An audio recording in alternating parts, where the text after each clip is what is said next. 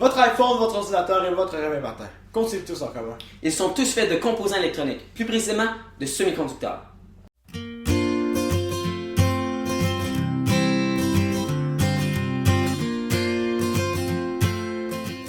Un semi-conducteur est un matériau qui a, parfois, les caractéristiques électroniques d'un isolant, mais qui, dans d'autres, va avoir les caractéristiques d'un conducteur. En d'autres termes, la conductivité d'un semi-conducteur se situe entre celle d'un métaux et d'un isolant. Les trois principaux semi-conducteurs sont les résistances, les diodes et les transistors.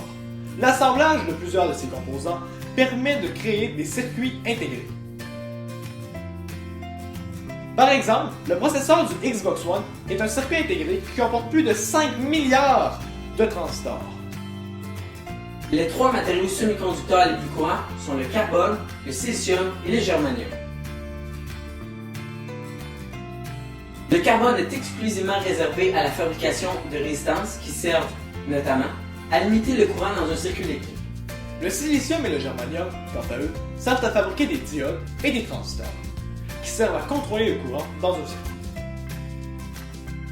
Dans les débuts des semi-conducteurs, le germanium était énormément utilisé.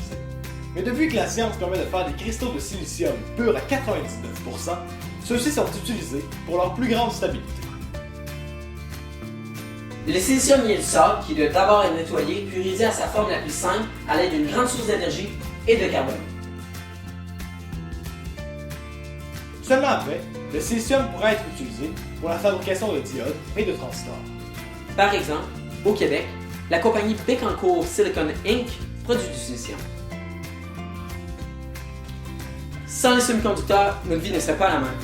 Toutes les technologies que nous connaissons aujourd'hui n'existeraient pas. Et ils ont bien évidemment facilité notre vie quotidienne.